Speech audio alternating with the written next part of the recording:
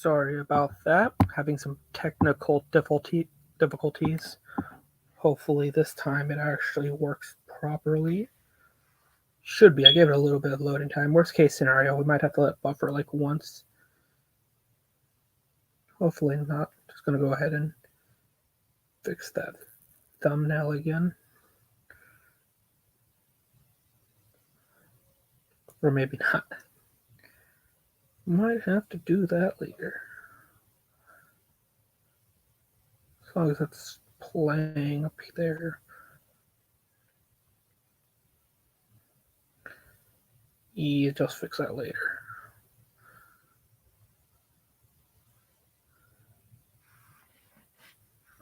Okay. Yeah, we're going to skip a little bit of this as well. Not like there's missing a whole lot. Just weird skit with him mocking people who like Dragon Ball. The very robotic voice. Anyway, let's do this. Alright, people, let's do this one more time. Saitama would beat Goku, that's what would happen, and he would do it in one punch. Saitama is a gag character, and his gag is being able to one-punch anyone. And with that information alone, we can already get around this whole thing, because if I guarantee you all of that, he still would have to be able to physically hit the other person. So if somebody's like faster than him, could take him in one hit as well, has hacks abilities, is able to not be killed and hit, is physically resistant being hit, can outlast him. Like, all these people are just, they're not immune to that gag, but they have ways to bypass that win con. So it's irrelevant. And with this gag, he would beat Goku. Here is all the evidence of him being a gag character. Here is an interview with One, the mangaka, or author, in an interview discussing the One Punch Man webcomic, where One Punch Man is described as a gag. A gag and battle manga by the hero Saitama and his friends, who have become strong enough to defeat all enemies in one punch. Well, I mean, according to this, it says that his friends can beat everyone in one punch. We know that's not true. What the heck? It's a gag and battle manga. Here is the specific Japanese word for gag. Cool. In that same interview, One talks about how he always wanted to become a gag manga artist. That's 2 times the word gag has been specifically used, one with the... I mean, yeah, but just because you want to be something doesn't mean that's what's going to happen. If you want to be a boxer and you end up joining the MMA, that doesn't make you a boxer. If you want to be a pro wrestler and you end up boxing, that doesn't make you a pro wrestler. So don't care what you want. It matters what you do. With a direct reference to the series, and one coming straight from the mouth of the author. Here's Murata, the artist, saying he didn't want to change One's original manga, so the redrawing of One Punch Man is not a different thing, but an... So why do I care what the artist thinks? There's a lot of people who don't really even care what the actual author thinks, so you're going to have to give some better arguments than just that. And again, this is coming from somebody who even accepts the fact that he is a gag character. But an updated, better-looking version of it, meaning that Saitama is still a gag character in it. Here's Murata explaining that the essence of Saitama's character is that he's a character who's too strong and that he's bored. Here's One, the author, straight up... In Saitama's case, all I have to do is have him show up in one punch the proper way, so I don't have to think too much about it. In the world Saitama lives, and monsters show up freely, so he gets to utilize his strength to the fullest, so I can feel comfortable making my plot. If anything happens, I can always count on Saitama. I mean, yeah, that's what it says, but it's saying it in terms of his verse, not really anything else. So it's not really evidence going for you. And again, like I said earlier, there's a lot of people who don't really care what the author thinks. And if your only argument to that is, well, I don't care what they think, then you're not really making any argument. You're just arguing from ideas. And, I mean, sorry, you're not going to convince anyone like that. Straight up saying that all he has to do for the story is to make Saitama show up and one punch the problem away. Here's Murata, the artist, again, saying he doesn't change anything about One's vision or work, but simply just tries to capture the appeal of the characters. And if you're saying, well, you can't trust Murata for only being the artist because it's just his opinion or something, here's an interview where One and Murata talk about how closely they work. Huh. It's like he was reading my mind. Or maybe like I had already watched this before. Anyway, with the main story of anything else, where I'm going off of one sensei originally, I'm generally given free reign with pages, distribution, and whatnot. But I'll ask one sensei if I have any questions. He goes on to say that's right for the main story. The dialogue stays pretty much the same, but with side stories, sometimes I'll try adding. Cool. How does this prove that he would one punch anyone? That kind of your premise here. So even if so I know for this part particularly, you're trying to establish that he's a gag character, but no point here is it saying that he's a gag character. So this points to you would have to already establish that he is. That one says that he is a gag character, which he doesn't. He just says that he wanted to write a gag manga. That's about all you have so far. So you'd have to show some outside proof besides that it's gag. Continue. I was on that for too long. They work together, and Murata is given free reign for pretty much anything that's not the main story or main dialogue. For anyone who says the anime isn't canon, here's evidence that One and Murata worked on the anime as consultants and generally praised it for how good it came out. I don't like that argument. The anime's not canon. I hear it for Naruto too and Dragon Ball. I'll make another video on why that's a silly argument and why canonicity isn't necessarily put up to what the main sources or the original. But fair enough. Here's the director saying that One wanted to add more jokes into the anime. Also, here's the author One in an interview where he says that Saitama's existence is a gag and also his strength is a gag.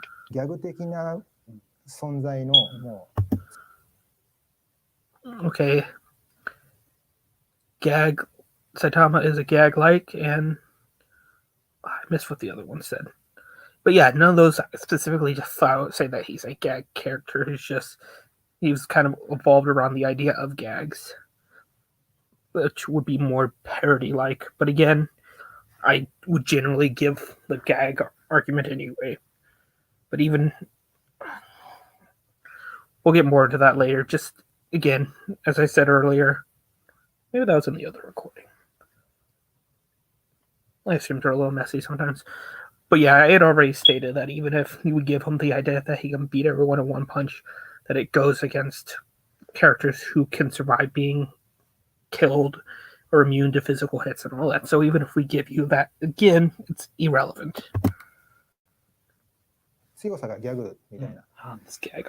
Before you counter with a death to the author fallacy for listening to the author who wrote the story, please actually read up on what death to the author is. Understand that the logic defeats itself when you have to use context of the author who wrote the death to the author essay to actually understand death to the author and how that would logically defeat the point it's trying to make. Then read up on a load of criticisms to this theory, and then also read up on other theories of literature that rely on the specifics of listening to the author. If you really think that you understand all of this because you argue about anime online, you're kidding yourself. Shut the fuck up. I've never used a death to an arc or a death.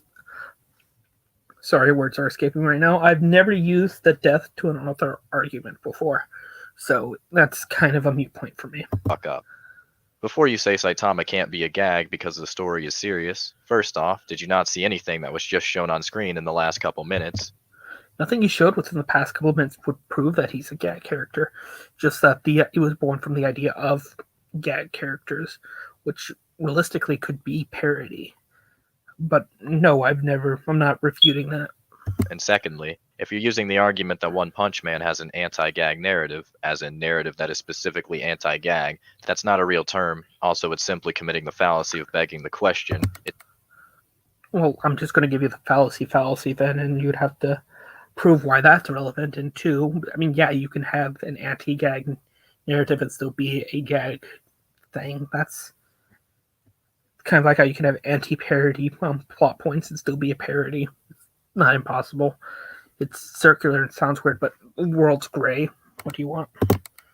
It's assuming the very thing it's trying to prove true to be true. It's circular logic and doesn't hold up to scrutiny. If you're saying, well, Saitama didn't one-punch Boros and he used a serious punch at the end of the fight, so he must have been trying, he's only a planet buster, or anything of this sort. You remember that very specific dream sequence in episode 1 where Saitama is fighting the underground monsters and you see the fire in his eyes light up because he's found the challenge again, and how that was extremely specific and important to recognizing when Saitama had found a real fight again?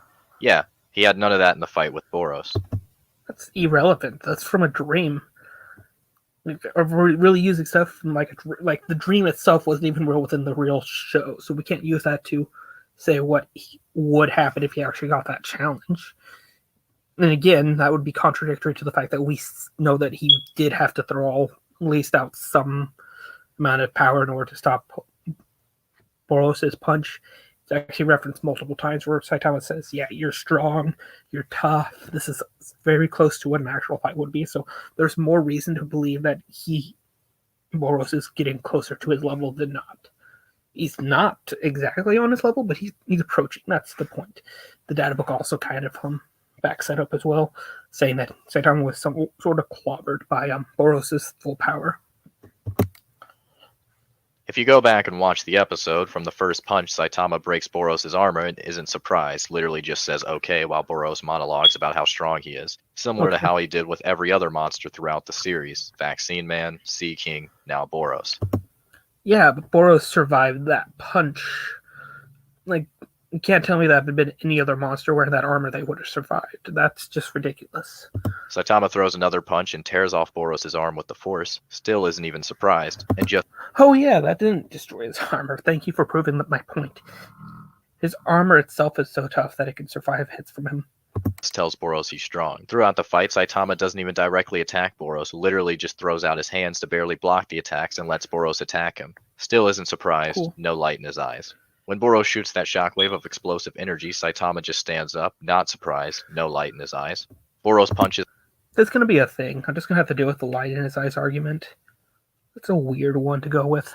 Saitama, not surprised, no light in his eyes. Also, side note, I always see this manga panel floating around like, Saitama took damage, look, Saitama took damage. If you go and look at the actual manga page in Volume 7, Chapter 36, there's no such thing. Same goes for the webcomic, so no, Saitama did not take damage. While Boros is monologuing, Saitama tells Boros to shut up and questions if they're done with this. Pretty obviously in line with how he's acted before when he knows he's stronger, and also again, not surprised, no light in his eyes. I'm not addressing that. So then Saitama gets kicked to the moon, and even then he's not surprised, no light in his eye. Saitama jumps back, smiles, and is like, I made it, nonchalantly. Still no light in his eyes. Does consecutive normal punches, still no light in his eyes. Even when he finally does the serious... Yeah, but Boros survives all of those hits. What, is that just irrelevant here? No, he survives all of those hits. Of course that's relevant. Punch, he doesn't even stop to think if he can nullify the attack or defeat Boros, he just does it. No light in his eyes or surprise either. The entire fight, Saitama was just letting Boros get it out of his system. Boros even tells Saitama he knew he was holding back right here, and Saitama doesn't disagree because he knows it's true. Still no surprise or light in his eyes. And before you say... Yeah, but he does say that he was strong. Like, Saitama would have to admit that he at least was... I'm trying to figure out how you hear that and just ignore it. You say, well, strength, despair, he still could have been using a lot of his strength, or half his strength, or even 1% of his strength. People, shut up. In Volume 19, Chapter 92.5, Saitama himself even admits that his serious moves aren't serious because he has no need for them. Yeah, but that's completely irrelevant to the idea that he didn't use 1% of his strength. That doesn't refute that. And no, I don't think he used 1% of his power. I think it's more fair to say he used roughly 20%. There's no real reason for that number in particularly. When you look at what he does later on, the fact that a lot of the characters that we see who come up and be able to survive the attacks minus even just regeneration means that they were getting to that level. It will only make sense considering that one of the things that you somehow managed to gloss over is the fact that it's been said by one that he wants his character to be at their end game level of strength. So logically, it would make sense the closer we get to the end of One Punch Man, characters should be able to take his hits better, and we do. His normal punch could kill any monster. Chapter 92.5, by the way, is a whole... Yeah, but he doesn't know every monster that's going to show up. He doesn't know everyone that exists in the verse. He didn't know about Boros. Didn't know about the Elder Centipede. There's a lot of characters he doesn't know about. So just because that's what he thinks doesn't mean anything. The whole 56.5 chapters after Saitama throws his serious punch. So this is well after the fight with Boros and pretty far into the manga, and Saitama himself is saying there's no monster he faced where he wouldn't have been able to just beat them with normal punches, which, I mean, if you watch the fight, is pretty obvious. So case closed on that. Saitama is obviously much, much stronger than Boros ever was. Yeah, but no one ever refuted the idea that he was much stronger than Boros. Everyone accepted that. People generally are going against the idea that he could actually beat him in one punch, which is true that he couldn't. The only reason why Boros died is because he lost all of his energy. Was. He knows it, one knows it, you now 100% know it, and yet there's still gonna be people in my comments telling me that I somehow misunderstood this scene. I'm not telling you in your comments. I've made a video about it. I don't know if you'll even...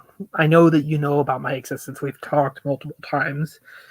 You've been shown my videos. You're not going to respond to this. At this point, I'm just making this for the people who want to actually hear another argument, give different ideas. Sorry for the beeping. Amazing. By the way, gag is not equal to narrative, and please stop parroting this bullshit to me. A lot of people say if Saitama were to fight Goku, Saitama would not have his gag because his gag is specific to his universe, because it's specific to his narrative, and that's just insanely stupid reasoning, because none of it is objective. To try and say that Saitama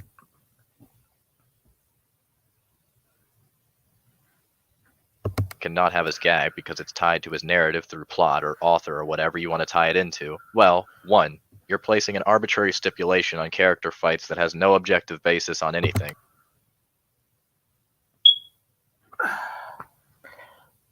Okay, I'm going to break this down. I probably should have a minute ago, but I was too busy trying to deal with whatever that was. So the reason why it's tied to the story is because let's take this. What happens if Saitama if he fails to beat someone in one punch? I mean, he has. But let's say he finds somebody who can take 100% of his strength. What happens to Saitama? Does he stop being Saitama? Of course not. He is still Saitama. He just finally has a challenge. What happens if that becomes true in the manga? It stops being One Punch Man.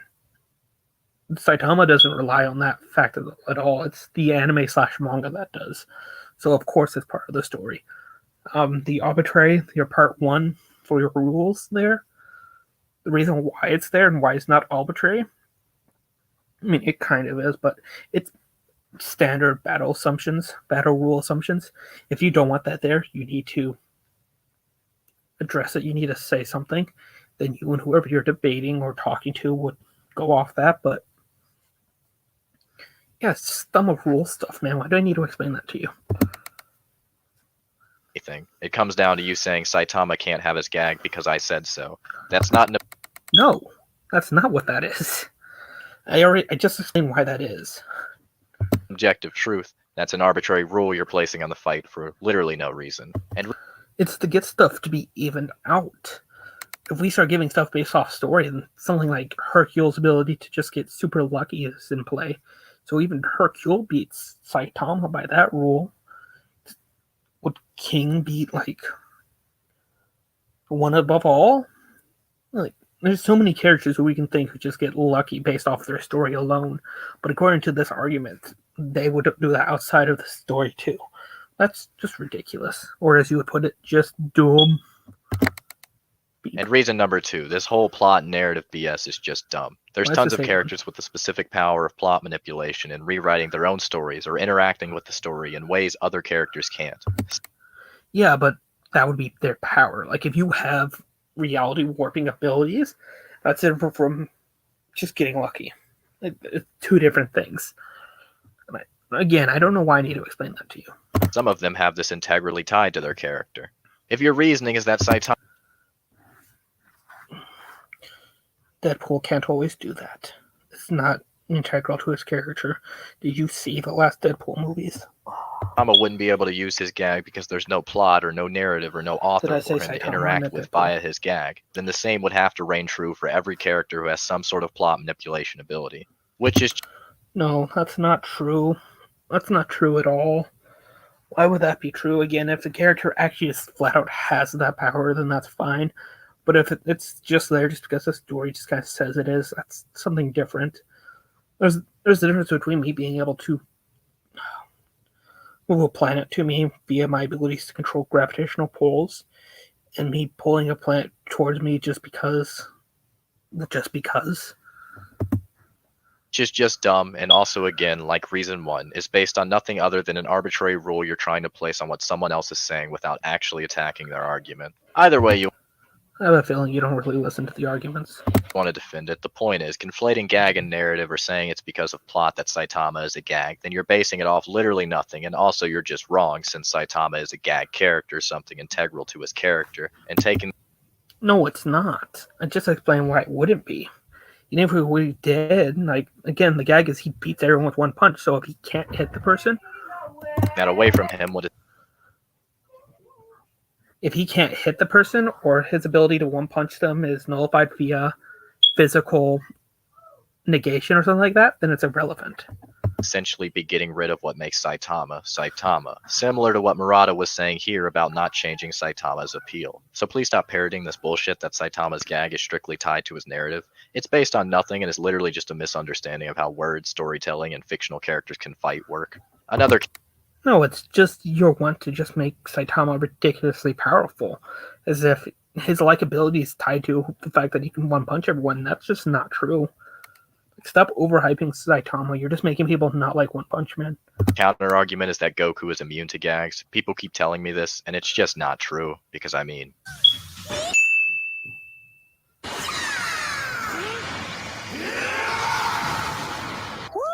Man, you are too much. So please shut the fuck up about this. Beerus I've never made that argument for Goku, but Beerus kind of is.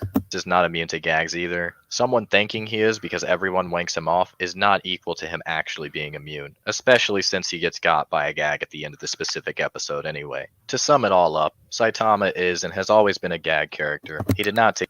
So the thing with that is Beerus is immune to, not immune to gag characters, but it's more that he can beat gag characters with no problem. Like a character's abilities don't work on him, not gags don't work on him.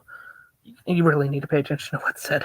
Big damage from Boros. His upper limit is not planetary or star. Yeah, it's star. He could have beaten Boros in one punch. No. Can beat any person with just his normal punch. His gag is not strictly tied to his universe narrative or plot. Goku is not immune to gags. True. Also, regardless of if you find it funny or not, the One Punch Man story is obviously meant to be comedic. Just because you lack a sense of humor does not mean it's not funny.